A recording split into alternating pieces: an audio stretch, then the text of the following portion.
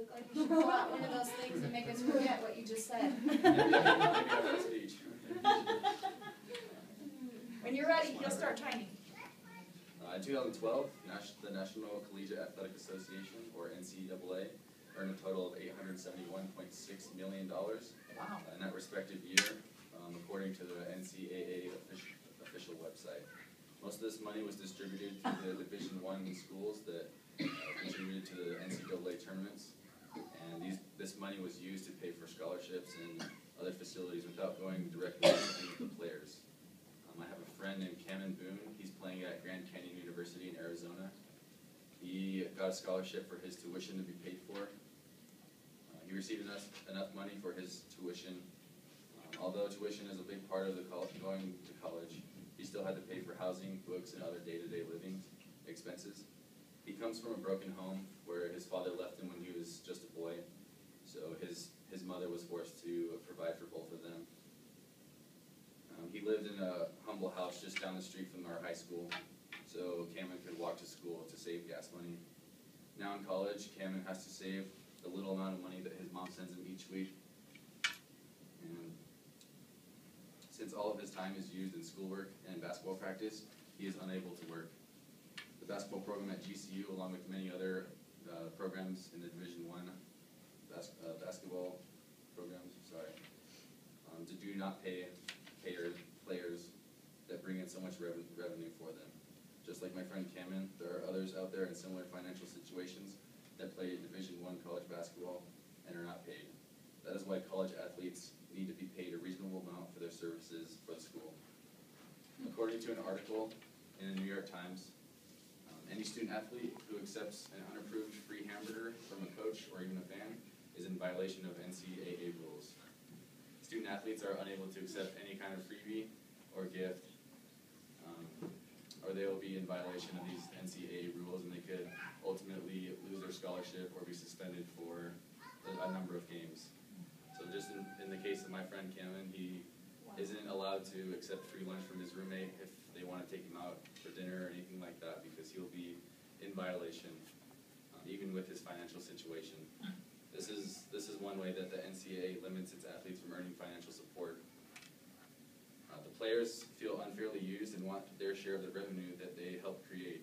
They put hours upon hours into getting better in their sport and generating revenue for the school, but they don't see a dime of it. Leah Steinberg is an agent for many different basketball and football student athletes, and he has said, athletes in football and basketball feel unfairly treated. The dominant attitude among players is that there is no moral or ethical reason not to take money because the system is ripping them off. The schools all around the country are selling jerseys, hats, t-shirts, all with the players' names on it, without giving any of the proceeds to the actual student athletes that have created so much revenue for that school. One way to help solve this problem in college sports is to make contract deals for the players.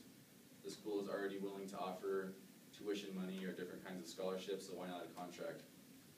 Some players will receive better contracts depending on how they're projected to help the team. Obviously, better players will receive better contracts, while the players that aren't as good will be given less of a contract. This way, it gives college students to dictate what he wants to spend with his money.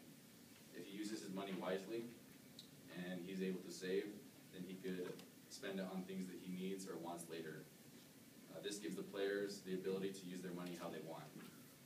The different sports programs will not be able to offer an extreme amount of money to bribe the students to attend their school.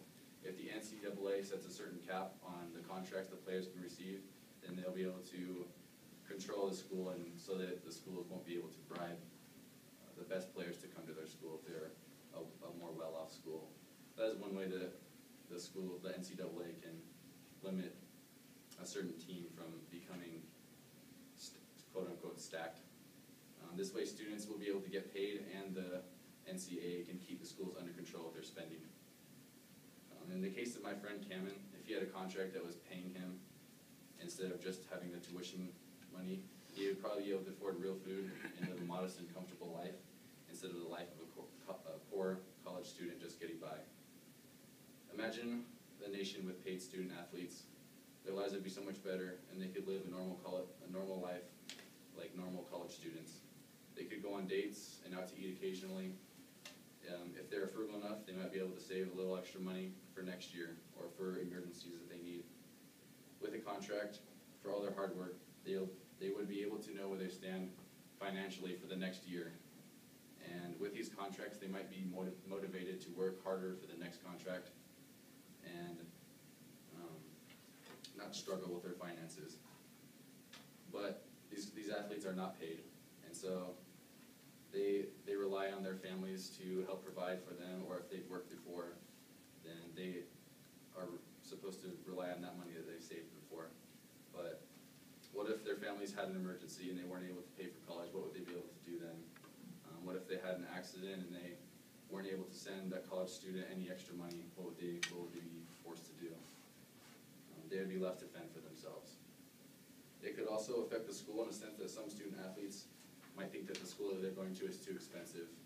Just like my friend, they might be able to get a tuition, a scholarship, but not be able to pay for other housing or different day-to-day needs like that. They might rethink of going to a college closer to home where they could not pay for an apartment, and they wouldn't have to worry about that kind of stuff. Paying players to give almost all their time and energy is the only way to reimburse them for the kind of profit the school rakes in from sporting events. College athletes are everywhere, and they could all use a little extra help. Build interest for them by letting other people know that they are not being properly rewarded for their extreme sacrifice and commitment. These athletes deserve to be paid, and will only be paid if there are enough people to rally behind them, make a change to the system. Let the people you come in contact with know about the situation and try to create a push for them and these deserving athletes to get